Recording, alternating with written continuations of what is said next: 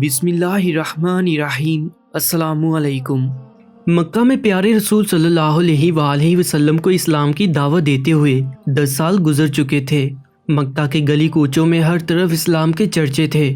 بہت سے مرد اور بہت سی عورتیں مسلمان ہو چکی تھیں، کچھ بچے بھی مسلمان ہو چکے تھے۔ پیارے نبی صلی اللہ علیہ وآلہ وسلم کی زبان مبارک میں یہ اثر تھا کہ جو بھی آپ کی زبان سے حق کی آواز سنتا آپ کے ساتھیوں میں شامل ہو جاتا اور آپ صلی اللہ علیہ وآلہ وسلم پر جان چھڑکنے لگتا۔ یہ حالت دیکھ کر مکہ کے کافر بہت جھنجھلاتے، رسول اللہ صلی اللہ علیہ وآلہ وسلم کو جادوگر کہتے اور لوگوں کو روکتے اور ان پر زور ڈالتے کہ ان کی باتیں نہ سنو۔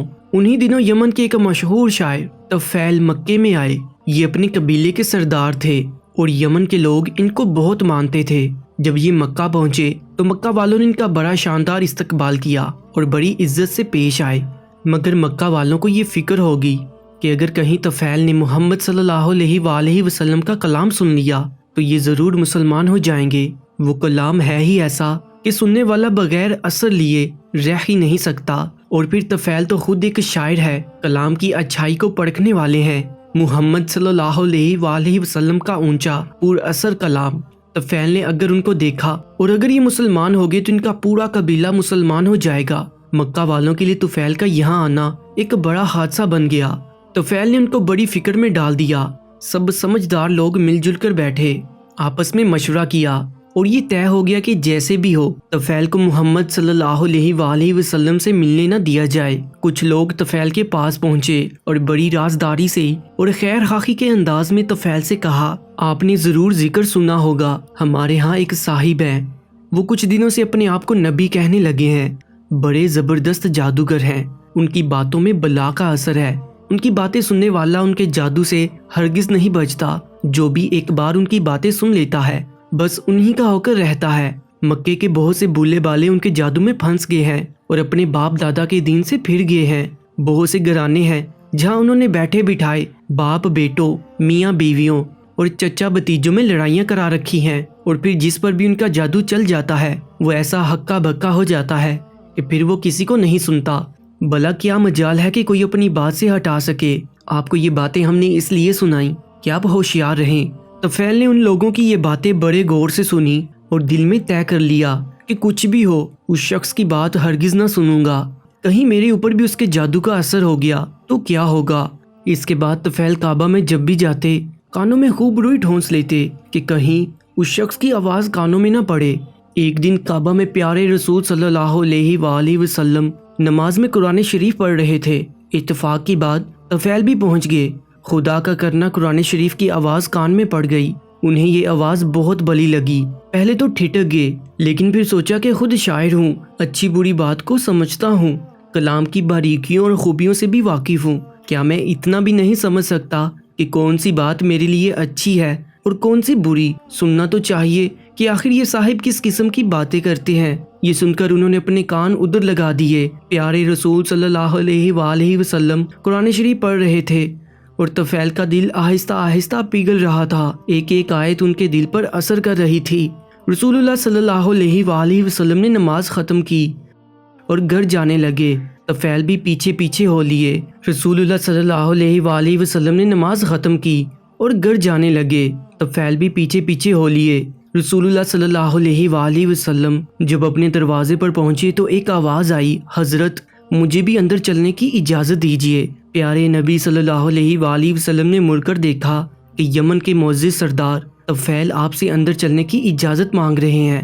رسول اللہ صلی اللہ علیہ وآلہ وسلم بڑی عزت سے انہیں گھر کے اندر لے گئے، اپنے پاس بٹھایا اور آنے کی وجہ پوچھی۔ طفیل نے اپنی پوری آپ بیتی سنائی۔ پیارے نبی صلی اللہ علیہ وآلہ وسلم نے بڑی دلچسپی سے طفیل کی آپ بیتی سنی۔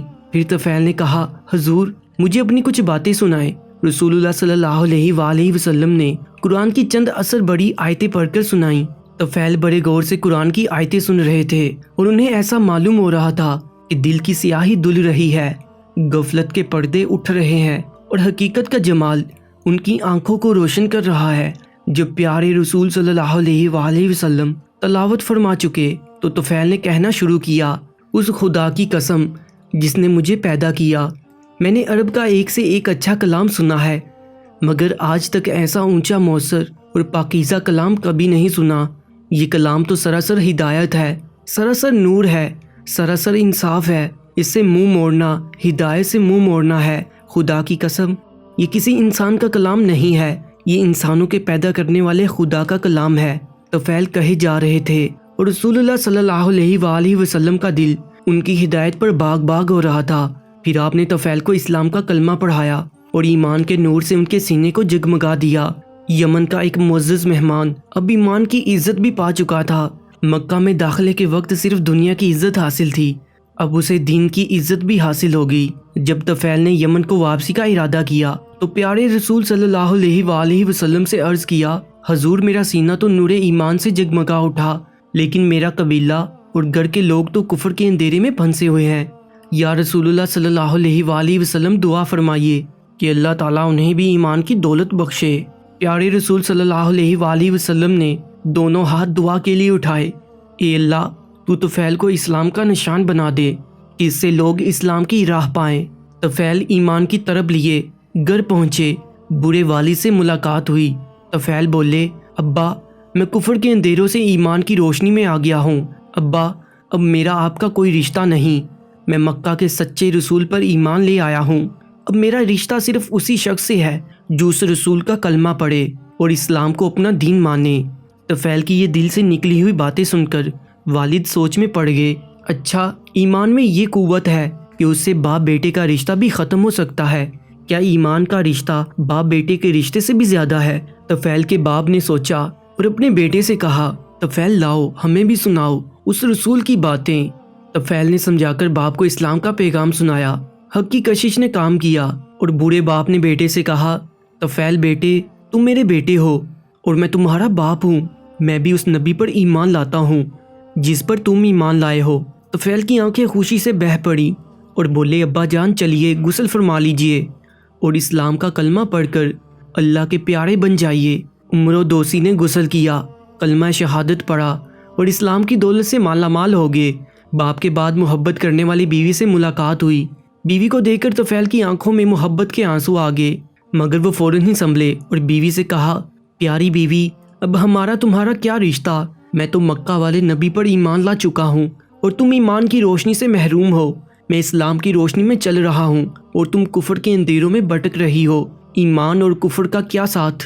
میرا رشتہ تو صرف ان لوگوں سے ہے جو خدا کی بندگی کریں، جس کا کوئی شریک نہیں، اور اس رسول پر ایمان لائیں جسے خدا نے ہماری ہدایت کے لیے بھیجا ہے۔ طفیل کی اثر بڑی تقریر سن کر بیوی کے دل کے دروازے بھی کھل گئے۔ حق کی کشش نے اسے بھی کھینچ لیا اور وہ کہنے لگی، پیارے شوہر آپ میرے شوہر ہی ہیں اور میں رہتی زندگی تک آپ کی رفاقت میں رہوں گی۔ میں بھی اس خدا پر ایمان لاتی ہوں جو ساری کائنات کا خالق ہے، اور ایمان لاتی ہوں اس رسول پر جس پر آپ ایمان لائے ہیں۔ طفیل کا دل خوشی سے اچھل رہا تھا، اس کا چہرہ حق کی فتح پر چمک رہا تھا اور وہ یہ سوچ رہے تھے کہ کتنی کشش ہے ایمان میں۔ سبحان اللہ۔ پیارے دوستو، ایسے ہی ایمان فروز واقعات کے لیے اس یوٹیوب چینل کو سبسکرائب کر لیجئے گا۔ اللہ نگہبان۔